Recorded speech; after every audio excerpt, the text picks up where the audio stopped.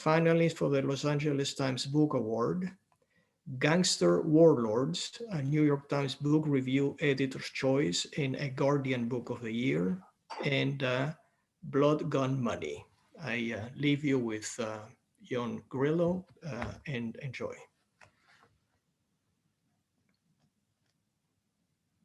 All right, hello, thank you very much, Jose Valera, for the excellent introduction. And more than that, thank you so much for being an incredible supporter of the council for many, many years.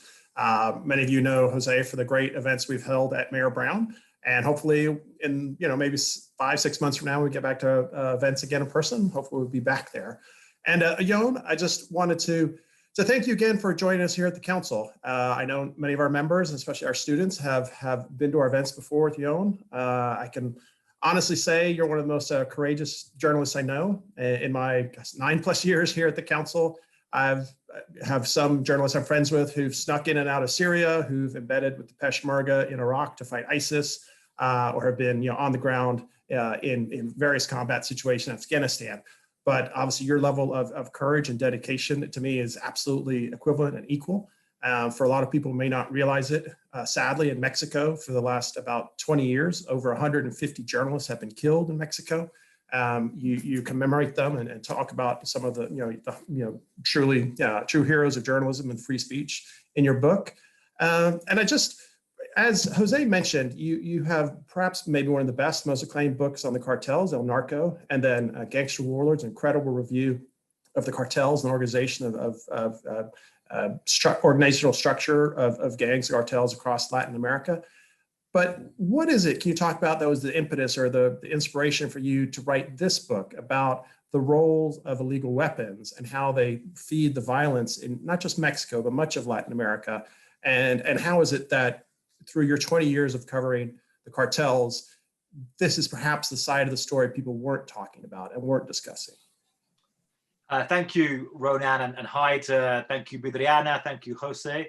Hi to everyone in Houston. I have a special place in my heart for Houston as I worked for the Houston Chronicle newspaper for 2 years from Mexico. And that was a chance, really the newspaper that gave me a lot of chance to be reporting around the country. So a city I do love very much, and a shame I could not be there this time because of the pandemic, but it's at least great to talk to people virtually through this presentation. So as I was introduced, I've been in Mexico for 20 years, covering the violence for most of that time.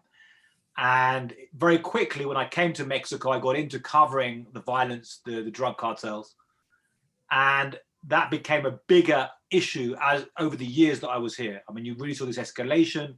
First, a kind of bump from 2004 onwards, and then really in 2008, you saw it really become crazy. I published my first book in 2011 when it was kind of on fire in terms of the cartel related fighting, the security forces, all of these things. And then this has carried on since then.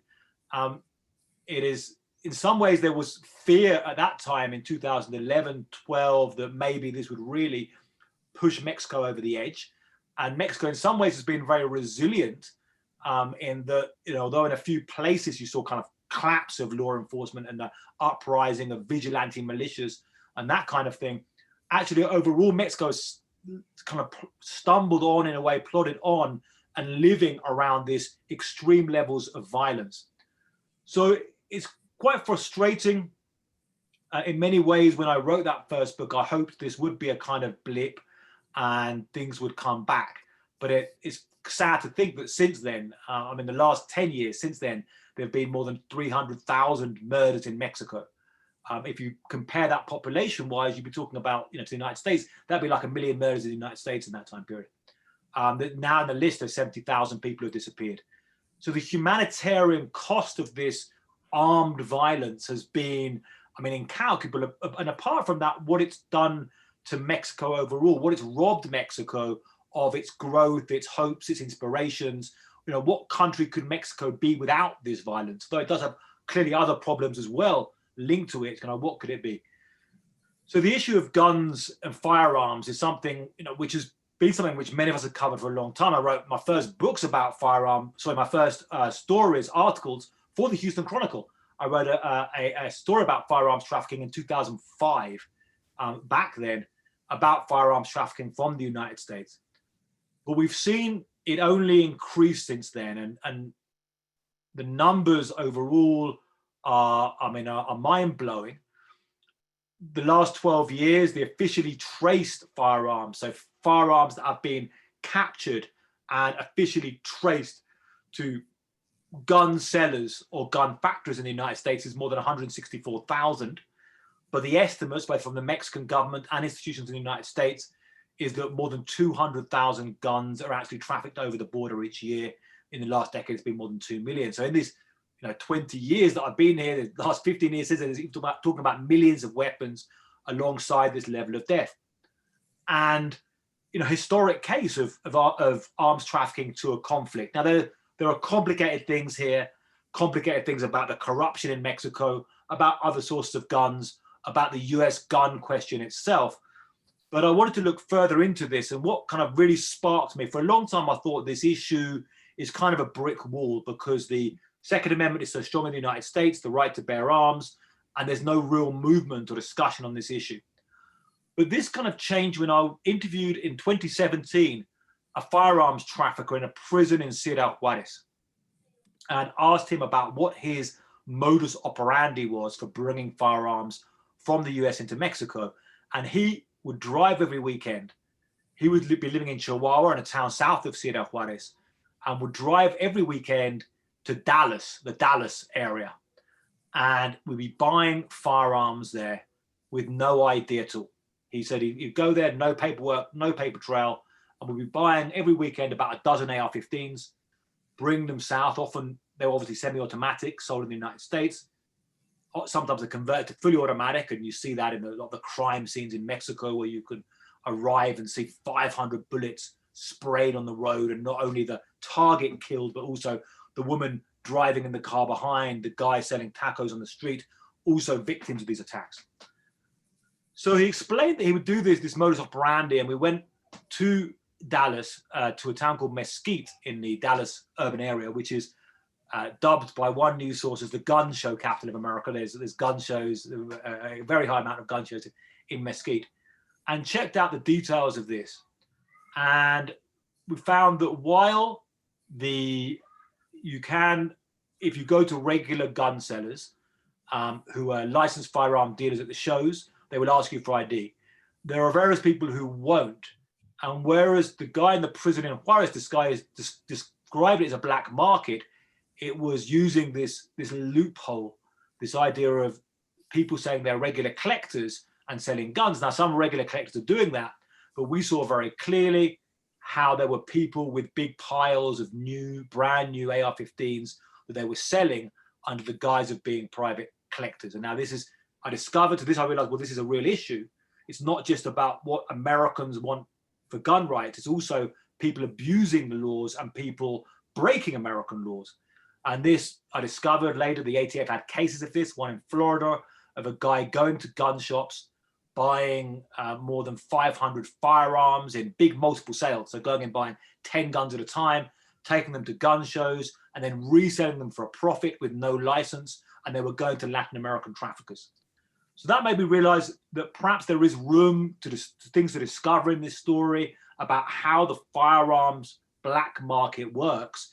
So this took me into a journey the last 4 years into the world of guns, gun traffickers, firearms factories, big gun trade shows, and everything guns for the last 4 years until I've got this book out this week. Yeah, that's great. And thank you, Ioan. And maybe just again to kind of help people understand the level of violence. We'll get into the specifics of the gun trade and the Iron River, the flow of guns from the United States down into Mexico. But as you discuss in the book, in the last many years, the levels of deaths and violence in what we might consider criminal areas or criminal actions in places like Mexico or Honduras, El Salvador, is actually a lot of times 3 times higher than the same levels of deaths in conflict war zones that we might say equate with, say, Afghanistan or Iraq. Can you talk about the challenge of really, this is not just cartel violence in a neighborhood or whatever, this is a level of violence and destruction of the social order that's destroyed whole neighborhoods, entire cities, disrupting entire economies and political scenarios in different states of Mexico, different areas. Can you talk about, I suppose, how you feel is the best way to kind of describe what is happening in Mexico and, say, in Central America and other places? Absolutely. So, for the time I've been here, it was always something wrestling in my mind, a puzzle trying to understand this. How do you make sense of this? Particularly when the violence really escalated and exploded in 2008. And that was suddenly where you had this real sharp increase in cartel-related massacres and murders and all kinds of practices coming in. You'd seen these things kind of rumbling before, but suddenly these practices coming in. Sure, many people are very aware of these kind of mass beheadings, which then increased in number. So you had 5 beheadings and then 12 and then 18. And then I covered personally 49 bodies that have been dumped on a highway outside of Monterrey, all being decapitated with their hands and feet cut off. And I arrived there, went to the morgue when they were brought in that particular case, interviewed family members arriving afterwards to see if their loved ones who'd gone missing were there. And all these crazy things we've seen, one single gun battle in 2010, where there was 500, this is what the federal police commander told me, who was head of the police in that battle, said there was about 500 cartel sicarios, cartel gunmen, and about 2,000 federal police officers in a single gun battle that lasted, a long time. There was officially more than 50 cartel members killed. They said there's only 9 policemen who died. Other sources said it was really more like 50 policemen died because they were ambushing them. So these kind of absolutely extraordinary things that are happening. Then there was the biggest mass grave, which was discovered in Veracruz, in the port city of Veracruz. A story there, which I talk about in the book as well, about one of the women who discovered this mass grave. It was not discovered by police investigators. It was discovered by mothers of disappeared people. She was a woman, professional woman in the port city of Veracruz. Her son worked for customs, was in his 20s working for customs. For some reason, she does not know, maybe because he hadn't taken a bribe at customs, or it could be another reason. He was in his girlfriend's house when gunmen came and abducted him.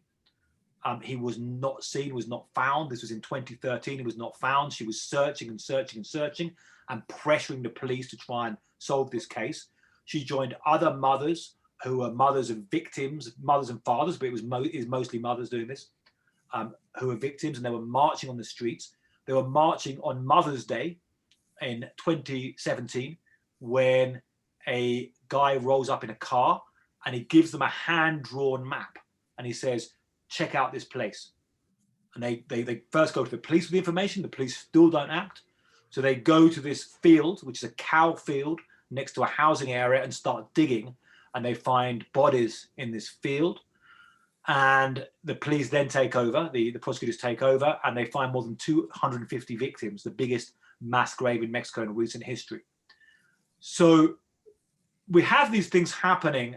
And at the same time, as many of you, I'm sure, know Mexico and have been to Mexico in this time or are from Mexico, you see still in Mexico City or in Monterrey or in Ciudad Juarez or in Tijuana, you can go into a Starbucks and see people on their iPads and have these private schools and modern airports and big factories making cars for the US market. So you have this kind of modern industrialized society alongside this extreme violence. So it was always a puzzle. What does this mean? What is this? Is it crime? Is it war?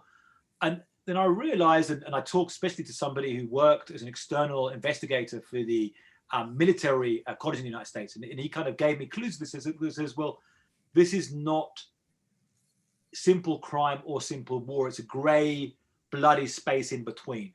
So we could talk about the word of crime, war, this kind of mix between crime and war that you have. And that's why you see these extraordinary things happening. And we see also the Mexican security forces response, which in turn you also have the security forces, the army, the Marines, the federal police also carrying out massacres, also being related to cartels. So a real mess there. But you see this kind of weird thing happening. And he pointed to things like a book called The Transformation of War, written by an Israeli war historian back in the 90s, which kind of predicted some of these things happening. And this weird kind of hybrid wars that would grow up around the world, on which we're now living in. Now, part of that, again, this kind of hybrid war is the weaponry and how you can have this. And part of that is the proliferation of certain types of firearms. So the Mexican War is being fought by a lot of these guys with AK-47s and with AR-15s, often converted to fully automatic. Also with grenades, and I could talk about how the grenades get there. There's stories about grenades, grenade launchers, and 50 caliber rifles. Those all come from the United States. So these are the kind of weaponry funding this war and funding this level of violence, which is in many ways a humanitarian catastrophe and a sad way that people have to live their lives. And the worry is that this thing, you also see versions of it in a sense in Central America, in the Caribbean, in South America. And the sad thing is we do not want this reality spreading. Societies need to find ways to deal with this. And also the United States is vulnerable to many of these same factors.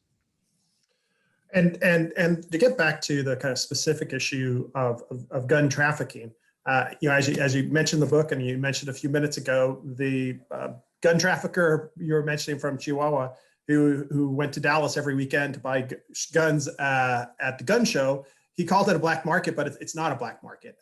Almost, as you mentioned, most of these guns are bought at a legal operating gun show, in a convention center, something like that, or a smaller place than that, or at a legally operating gun store. Can you talk about the most common ways guns are acquired and I suppose get down to Mexico? People say, oh, well, they would steal a gun or whatever, but why steal a gun when you could just go buy a gun without much repercussion at market price? And maybe specifically talk about the idea of the gun show loophole, what that means exactly with regards to private gun sales, and why there is not may not be a requirement for an ID, even an ID check, and then also the issue of straw buyers. Yeah, absolutely. So I was looking at this black market of firearms. That was what I was trying to understand. I've been studying for many years the black market of drugs. Now, the black market of drugs is quite easy to understand in a way. People, they produce cocaine in Colombia illegally. They traffic it illegally and sell it illegally. So it's illegal, the whole thing. And there's just huge amounts of money to be made in this. You can produce, the farmers who grow the leaves are making $80 for enough leaves to make a kilo of cocaine. By the time it's processed, it's worth about $2,000 for a kilo brick of cocaine. By the time it's at the US border, over the US border, it's $30,000. And when it's cut up on the streets of New York, probably a bit cheaper in Houston, but in New York or Washington, maybe $150,000. So you think about the money just explodes so much that everyone wants to become part of this business. And that's why you have these wars over being part of this. Gun trafficking is a very different logic. And I was trying to find the logic. And one of the interesting things is there's not much written about the idea of a black market of firearms. So in the United States and globally, you have these kind of parallel markets. You have black markets and you have these, legal markets and black markets which interact. So in the case of firearms, these are mostly made in legal factories, some of them in European factories, some of them in American factories. And you have these imported into the United States. So for example, the AK-47s, and I went to an AK-47 factory in Cluj, Romania, to see how I've tracked the whole path of a gun actually used in a murder of an American agent in Mexico, and tracked the entire path of that back to this factory in Romania.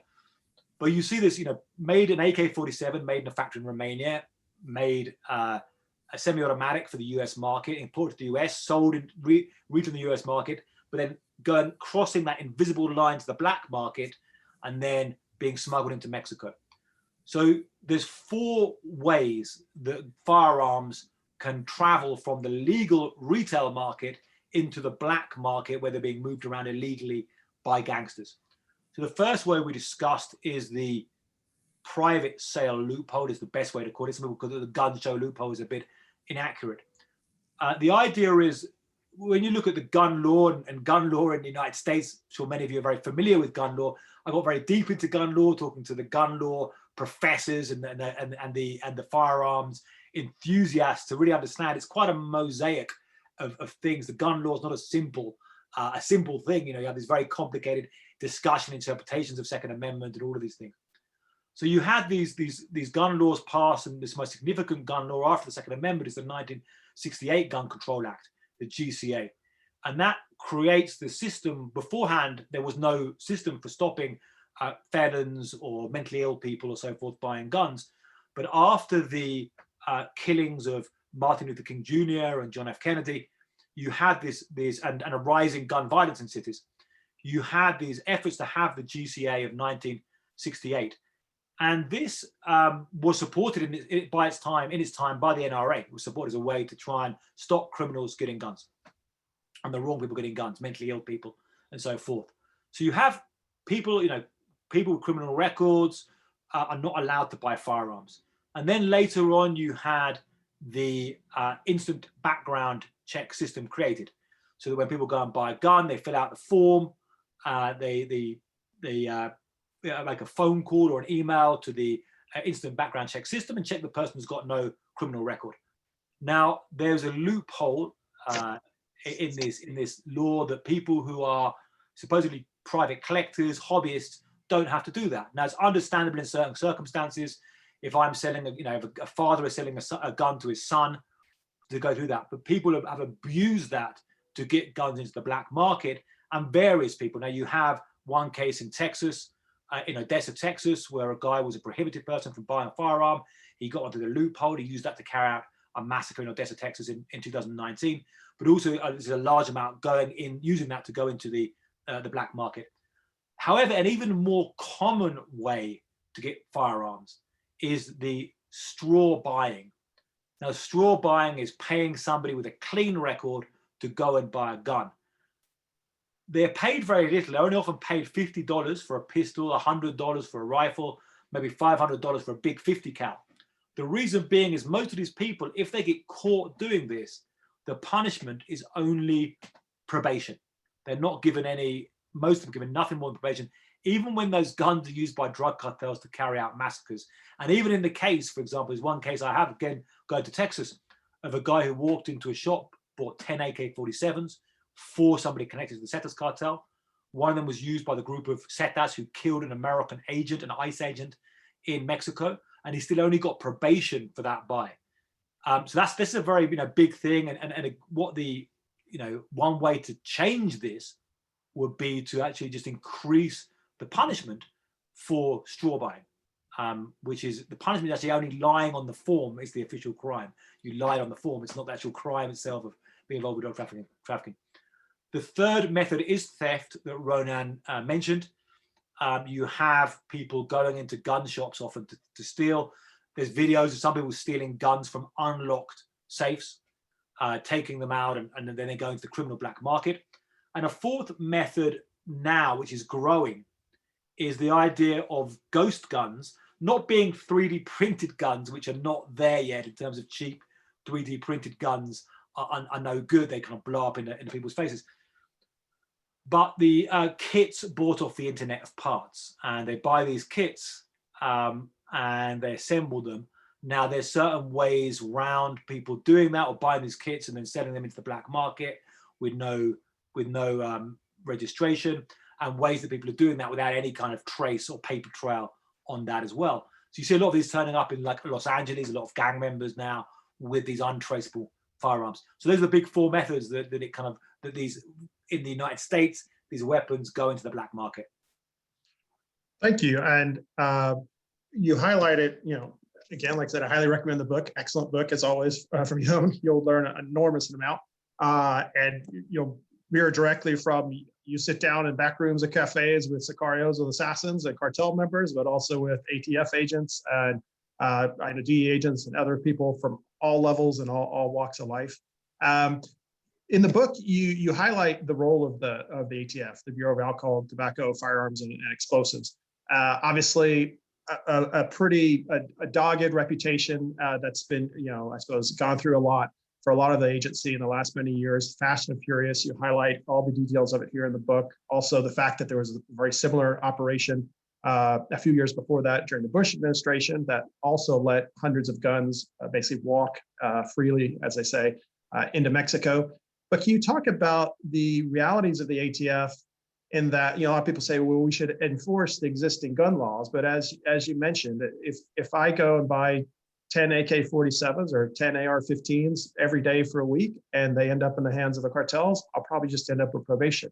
Can you talk about the challenges for the ATF besides reduced budgets, low morale, but also I think what blew me away was people may not realize they are not allowed to have an accumulated and searchable database. And you talk about how they actually manually have to search gun records through boxes and boxes of paper.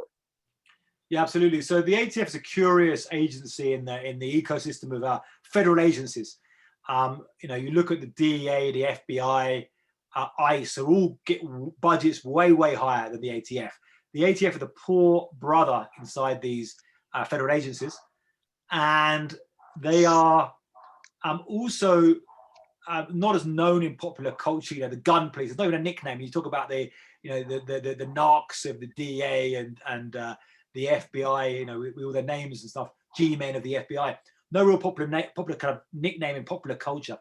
So the ATF, as an agency that has this curious history going right back to the Treasury in the 1800s. They consider the work done against Elliot Ness, or the work done by Elliot Ness against alcohol prohibition traffickers to be their big thing, although it was quite a different kind of thing there.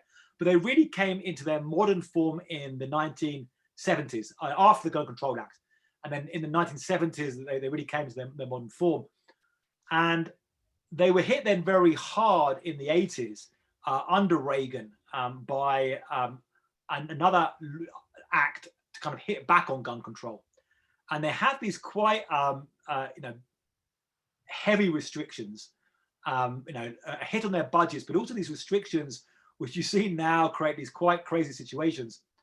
For example, I went to the ATF Trace Center, which is in West Virginia, which is a very interesting place, crazy place. But now this is tracing all of the firearms, trace the US from Mexico, from all of these crime scenes across the United States. And as you walk in there, it's in the middle of West Virginia.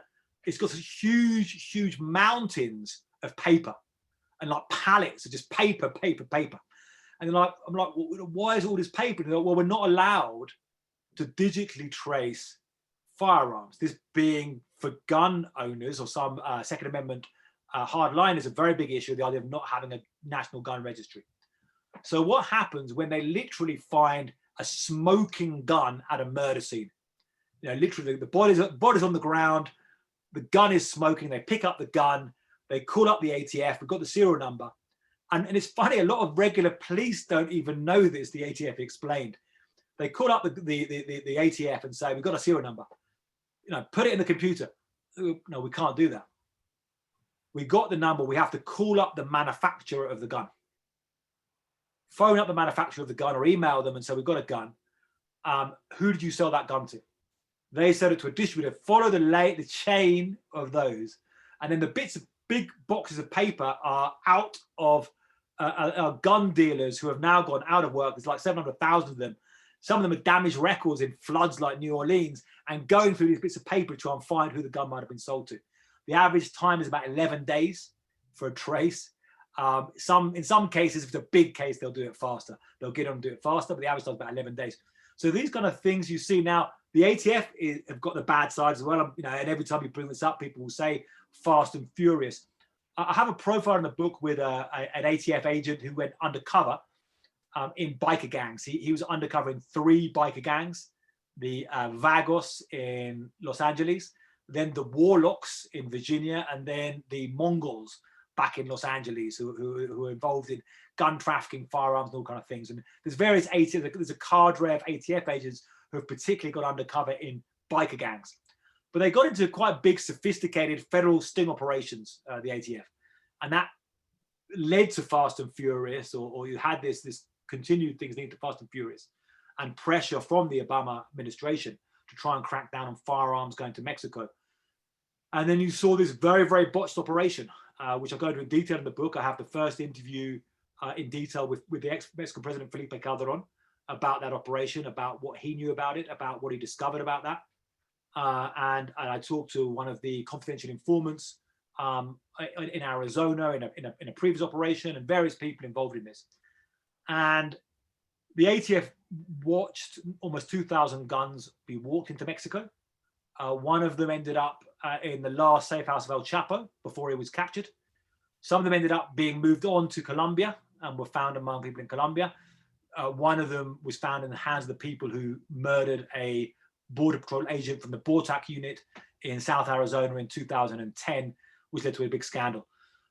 There's a lot of talk about exactly why this happened, what happened, and various, I don't like using the word conspiracy theories. I don't want to put down because some of them are conspiracy hypotheses about exactly what happened. I think it was more likely a giant screw up and a lot of people lying and covering their tracks afterwards.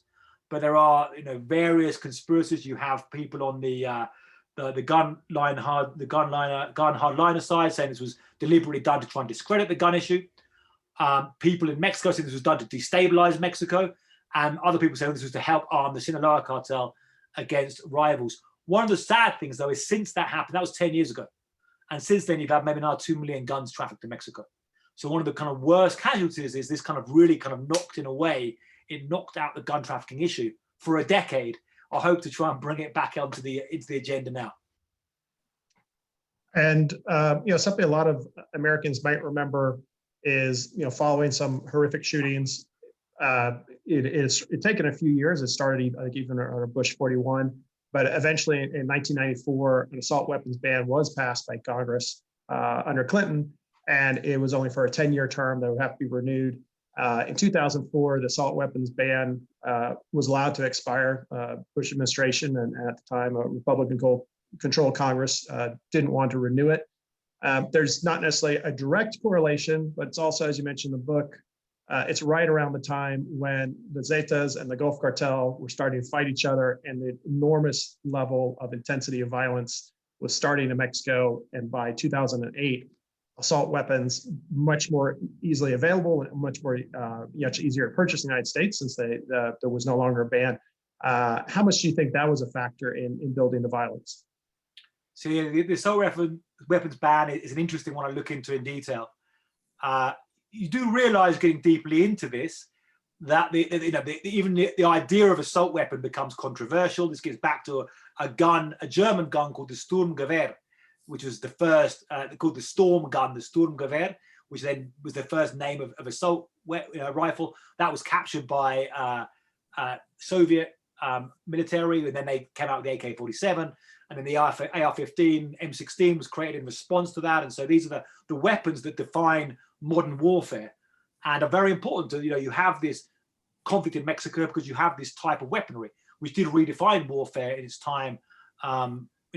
Now, the assault weapons ban, there's always been a struggle in the United States and everywhere to actually define assault weapon itself. How do you define an assault rifle? And now there's many rifles on the market which have these very, very similar features. So you see these definitions of assault rifle become a rifle with a certain number of features. But the 1994 to 2004 ban did keep a lot of the most effective rifles of this category off the shelves of the United States. And in 2004, it expired. Now, that happened to be bang on when you were seeing the escalation of violence in Mexico. So that was like right as there's this change in Mexico from regular gang bangers or gang members fighting, guys with shaved heads and tattoos firing pistols, changing to ex-military guys with metal helmets and radios and bulletproof jackets, and they wanted rifles.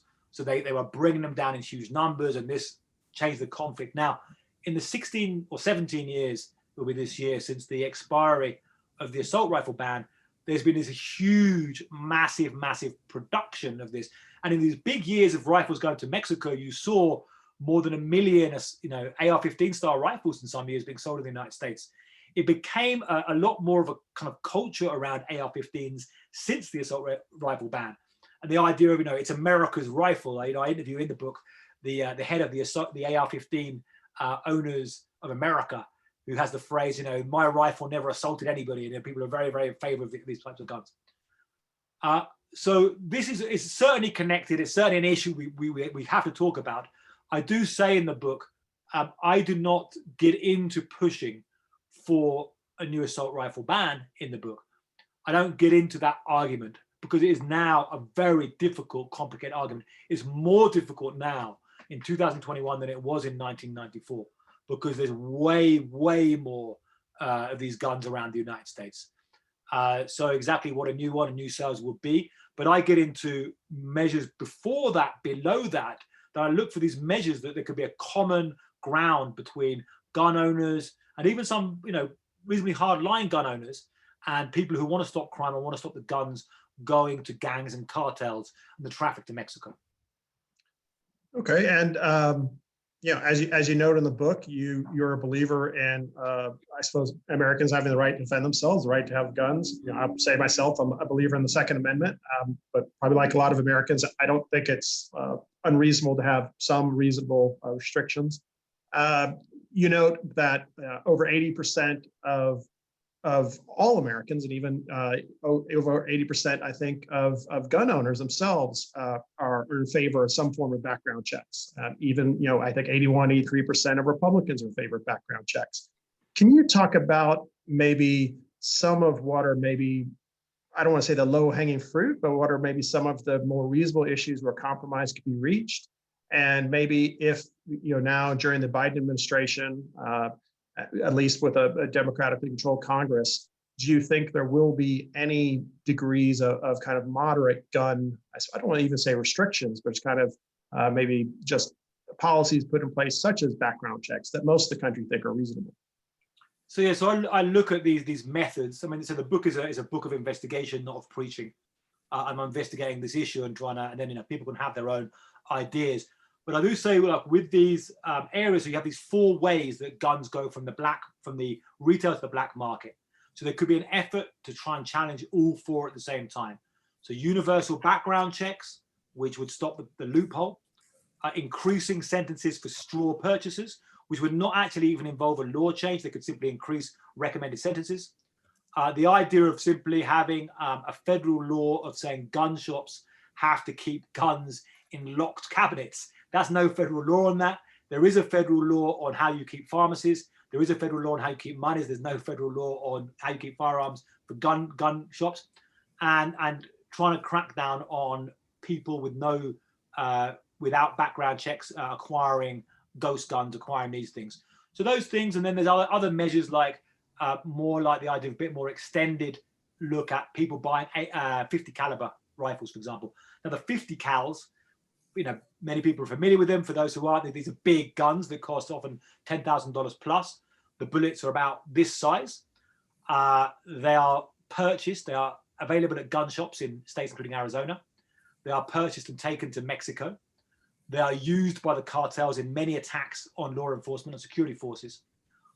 There's many documented attacks where they'll be fired through police vehicles. In one of these attacks in the city of Culiacan in 2017, there was, in response to the arrest, the detention of the son of the drug trafficker El Chapo, about 700 to 800 cartel gunmen took to the streets, fighting with about 350 soldiers. And there's video of them firing 50 cal, and there's video of a soldier literally having his leg explode as he gets hit by one of these 50 cal bullets. Now, I mean, there could simply be a bit more of a check to say if somebody goes in to buy one of these things, have a check, a bit more of a check. The person should, have to call the ATF, say who this person is. And if they're a regular hobbyist buying them, that's okay. And I talked to hobbyists who were 50 cal users, and one guy described how he used it to blow. His neighbor asked him to knock down a barn, and he took out his 50 cal and blew it up. There are people doing that kind of thing, but even that, I'm not saying you have to stop that right. It's just checking. If you've got a 22-year-old guy or like an unemployed housewife, an unemployed woman who's going in there buying a 50 cal with $15,000 in cash, there should be questions asked about who's buying that and where it's going. All right, thank you. And then just, I guess, better perspective for people who may not realize the size of the cartridge for a 50 caliber. That's what's used on military grade machine guns and the guns that where you think about the most famous planes from World War II, say a Spitfire or Mustang or the guns that went on B-17. So they're a massive round, capable of incredible amount. And now we're happy to let you know, before we get into our regular Q&A, we have 2 quick video questions from 2 of our interns, 2 of our great interns, college students. And my colleague Viridiana is going to play them for you now. Hello, my name is Faith Potter, and my question for you is, what is the scariest discovery you have made when understanding the correlation between guns and drugs in America? Thank you. Hi, Mr. Grillo. I hope you've been well. I just wanted to ask from your perspective, what can we as everyday citizens do to help in this current gun controversy and debate? Thank you so much for answering my question. Okay, okay. Let me ask the second question first. Thank you, students, for the question. The second one first it might be the easiest. What can you do to help? I mean, it's up to people's choice, how they want to engage in politics. But I do believe that supporting, I think politics is really about, to really make political gains. If you look historically about how these problems have been solved, I do think it's trying to find common ground. And I think there is common ground to be had this. You do need action. So it's trying to pressure. So I mean, like the universal background checks could be passed tomorrow. There wouldn't be a huge backlash against universal background checks, but it's something you can find central ground on. So supporting those kinds of measures and awareness of this. I think awareness of this is important. Awareness of these issues, awareness of what the firearms market. And this is historic. The numbers of this are mind-boggling. You're going to look at this historically. You've got America, this number of guns going to a really violent conflict. This has got to stop sometime, you'd think. The scariest discovery I made about the relation between guns and crime. Let me answer a couple of things. I think one of the scariest.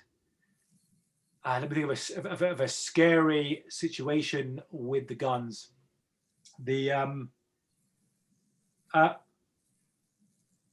I think some of perhaps going back to the 50 cals. I think when I first saw this happening and you saw the levels of the 50 caliber rifles and how these were being bought in gun shops, and straw bars were paid like $500 to buy these and not getting any punishment and being taken down, and the kind of blatantly of that. And then you see that used in some of these ambushes. And I talked to a member of the federal police who did, now there are a lot of bad federal police officers in Mexico, but they also had a very difficult job. But I talked to a guy who survived an ambush with a 50 cal. And when that's slicing through a vehicle, when you're confronting that kind of firepower. And it really made me think, if in the United States, criminals were using 50 cals to ambush police, attacking, going on the side of roads and firing at police with 50 cals, surely that would create a reaction. Police would say, we can't operate in these conditions. We have to do something about this. There must be something to try and make an effort to stop the flow of these guns to these criminals. All right, just to open it up to the audience. Just maybe get to as many as we can. I know there might be broader topics, but if you can maybe try and keep the answers relatively short. Liana Sophia asks, so just reading about 50 pages so far into the book, which is great, she puts, and I've read all of your others. I understand that one has to be compliant towards those who use them as an exchange, but what is the solution? She mentions, is some people talk about bringing back the former political, the political power in Mexico is in power for 71 years until the election of Vicente Fox in 2000. Maybe you could just let people understand that some people feel kind of had a gentleman's agreement with the cartels to let them take their drugs and move their drugs through Mexico as long as they didn't create too much trouble in Mexico. They'd kind of turn a blind eye. What do you think are some of the solutions? Yeah, absolutely. And to try and get out of this, you need, the US and Mexico, it's joint responsibility and also joint casualties from this. I mean, with all of this, with the gun trafficking is linked to the drug trafficking, and America is suffering from record overdose deaths in the United States. It's tragic stuff. And this link is so heavy between the two things. Within Mexico, I think, you had this attempt for the PRI to come back into power in 2012 under Peña Nieto, and that was a failure. You've now got the Morena party in power, and in some sense, they're kind of recreating a PRI-type structure, and they're still struggling. They're struggling for it to come back. Now, I think the genie cannot be put back in the box, the genie of organized crime. Whereas those agreements were made beforehand, the drug traffickers were controlled by the politicians. Now they're out of control. And now often when these agreements are made, you've got so many of, gangster warlords or gangster chieftains in these states with like 200 guys with guns following them, fighting each other. You can't do that. So you think Mexico has to try and confront some real law enforcement.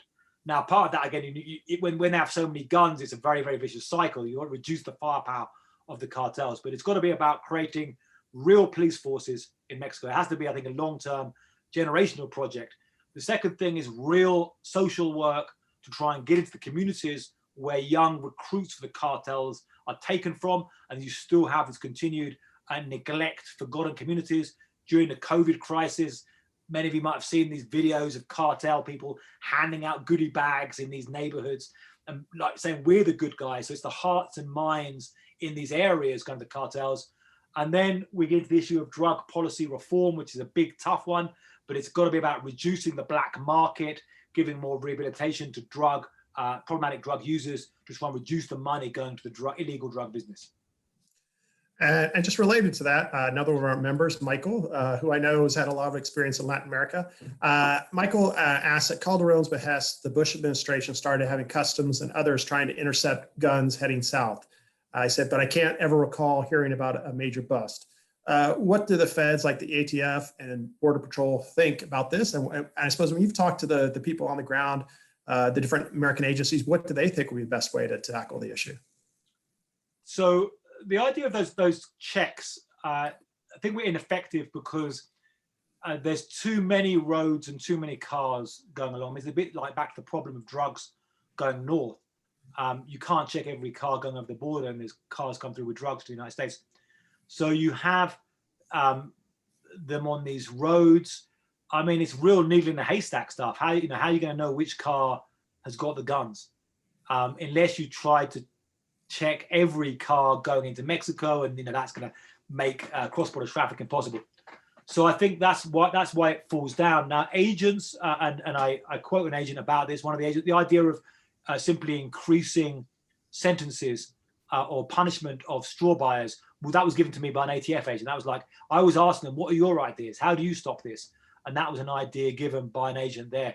So I think a lot of the agents themselves, now there is an issue as well with the ATF is a kind of mixed organization, and they have, I think they're very conscious of the fact they've been hit very hard by the NRA and the gun lobby. And some of them, I think, are a bit too cautious in, they'll go to a gun shop, and like I say, most gun dealers, most gun people who sell guns are good law-abiding citizens. But there is a small minority. There are people who will break the laws themselves, and they'll sell guns off the books to traffickers. And sometimes that's discovered by the ATF, and they'll get like a slap on the wrist. And so like some of these, I think the ATF maybe needs a bit more teeth itself to be able to go after these, go after people who are breaking the law. And related to you mentioned the gun lobbies. Maybe I'll combine two questions that are somewhat related.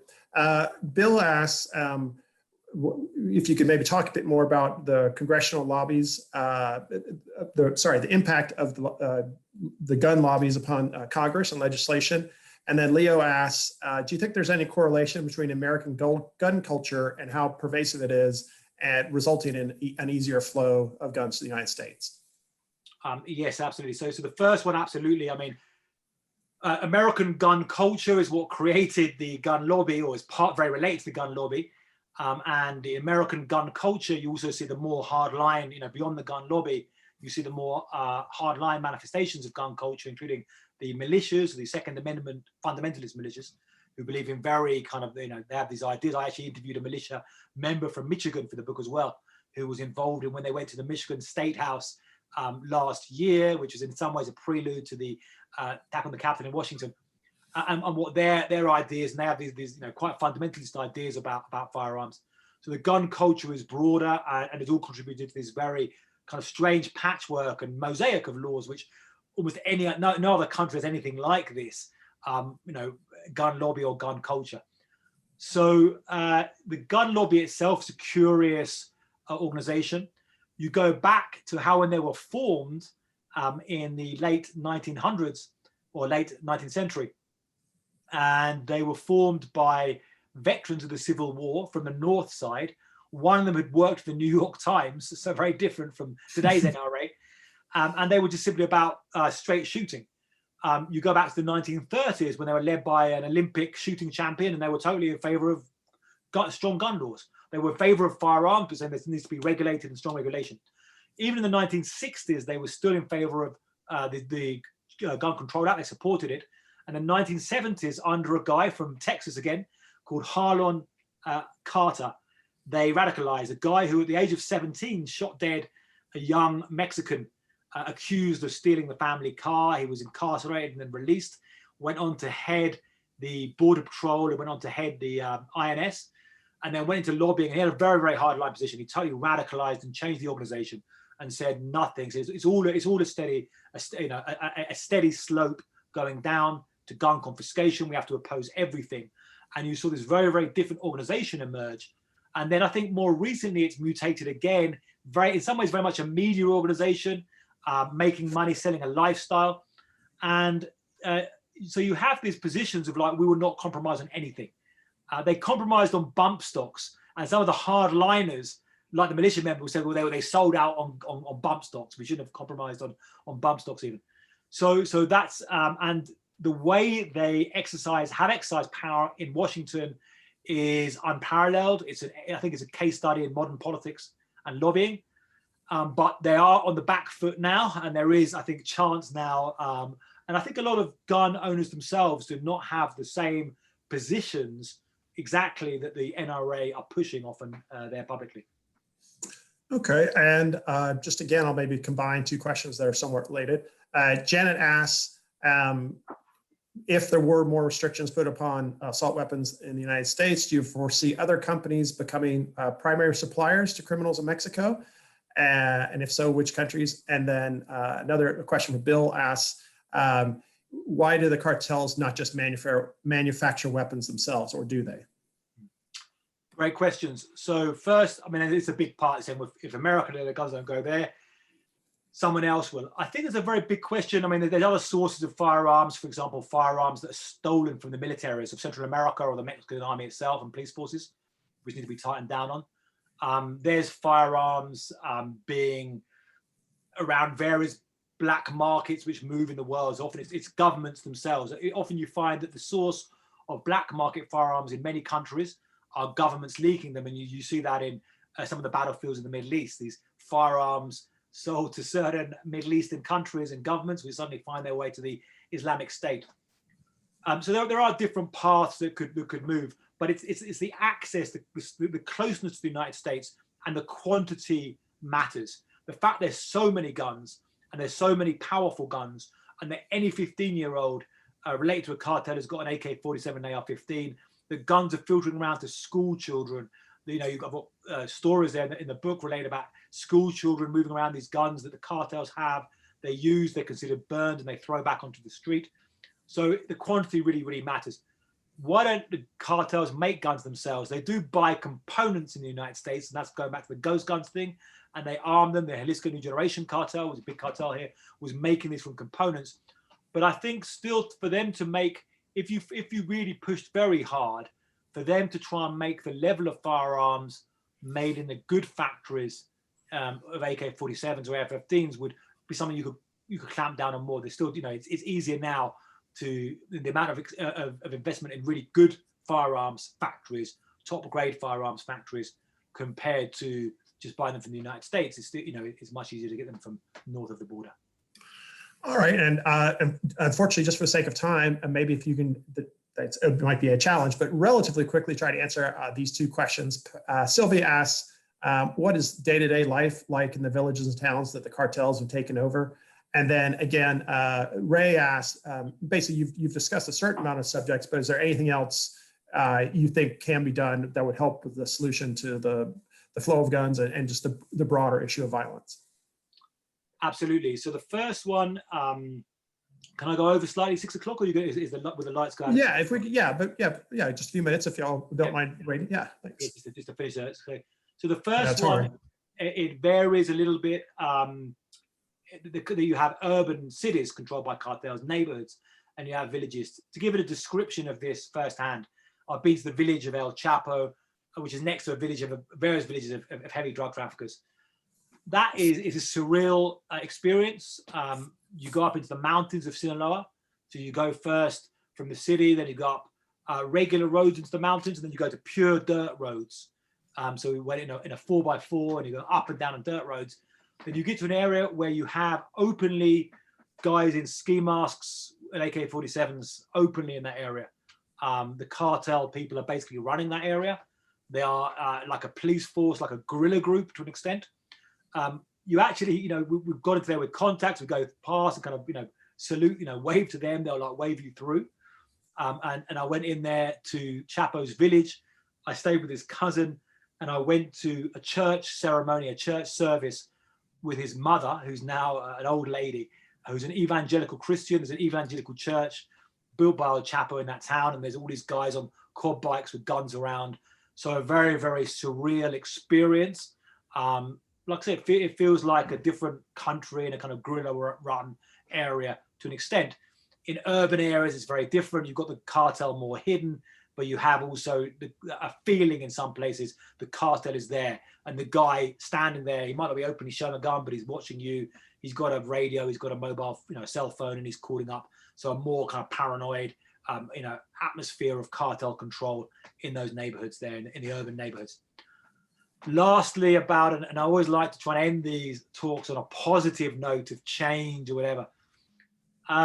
What can we do about this? And that's a good question. I think it's a central question I've always had in my heart doing this. And it's the question itself is very good. I think the question itself is good. We should do something about this. We shouldn't accept, 35,000 murders a year in Mexico, which is bad for Mexico and bad for the United States, or in Central America, these levels of violence, which are also driving refugees to the United States. You need to have this is a neighborhood of countries, so we need to have peace in the neighborhood. But also, you shouldn't accept in the United States the murder rates in cities like Baltimore and the south side of Chicago, Detroit, and St. Louis, and these various places. These are not acceptable. I mean, these are the murder levels that are historically terrible. So how do you change this? And I think again, I think it's the 3 points I mentioned. I think these are comprehensive solutions. Now, I feel politics is broken right now. Everyone's very, very politicized, but politics itself are not fixing anything. I think perhaps we have to try and change our attitude to politics, of how politics can really fix problems, not just be used as kind of, how can we really find ways? But again, it's 3 things, I think. I think, you've got to look at law enforcement. What is the effective law enforcement that we want that can solve these? And really, police in Mexico, law enforcement in the United States about guns and so forth. Second thing is the drug policy. And I think we have to accept that the hard line drug prohibition has failed. It's about harm reduction. Doesn't mean legalizing everything, but it means legalizing marijuana. I think we might as well bring that into the open now and fully legalize marijuana. And then we've got to give drug addicts the help they need to try and stop them, because they're spending the money and it's cycles of problems. And the third thing is the social work, is the changing of the neighborhoods where people are recruited. Because I have a very sad story in the book of somebody. His name was Fresa. He was a hitman in Honduras. He came from an abandoned home. He was left on the street. He grew up to hate. He carried out a series of murders. He himself was eventually shot dead. And he was somebody who was like, the world treated me badly. I'm going to fight back. I hate the world. So you see that hate, I think, in the hearts of a lot of the people committing this violence. But it's changing those neighborhoods and reaching those people. But as a last thing, these are kind of, you have bad negative feedback cycles, and you can have positive feedback cycles. So whereas now we've got a lot of bad feedback cycles on this that have led to this, there can be positive things. If the guns were reduced, if the drug money was reduced, these things could start to have hope and have real change. I think I started asking this question in my first book, came out in 2011, 10 years ago. And I said, I hope that when we talk in 10 years time, it won't be as bad as it is now. And 10 years later, it is as bad. So again, I'll bring it back. I hope in 10 years time, if we meet again in 10 years time, I hope we're not talking about 35,000 murders a year in Mexico. I hope these things are better. And I want to leave with that hope there. Well, that's good to leave it on a degree of optimism. Thank you. And thank you again to Jose Valera, our board member, and all the great support from you and Mayor Brown. And again, I wanted to recommend to all of you, the link is there. I think a lot of you may have already clicked on it in the chat feature to Blood, Gun, Money. We have a link to Amazon, but there are lots of ways, obviously, to buy it. Another incredible book by Ioan. And I want to thank you again, Ioan, for, I guess I've known you now for, I think, maybe 7 or 8 years. Thank you for the great journalism you do, the great work and reporting you do, and also for the courage and conviction you have to go in a lot of places that a lot of other people wouldn't. And I think it's important what you bring out, and you let the entire world know the realities of what's happening in these places. They're taken over by cartels. But also your book provides some good answers of what can hopefully be done to maybe better the situation. So I want to thank you again, everyone, for joining us. And again, perhaps, maybe in 6 months or a year or so, we'd love to have Ioan back here in Houston in person. And until then, take care and all the best. Thank you. All the best. Take care. Thank you. Cheers. Thank you.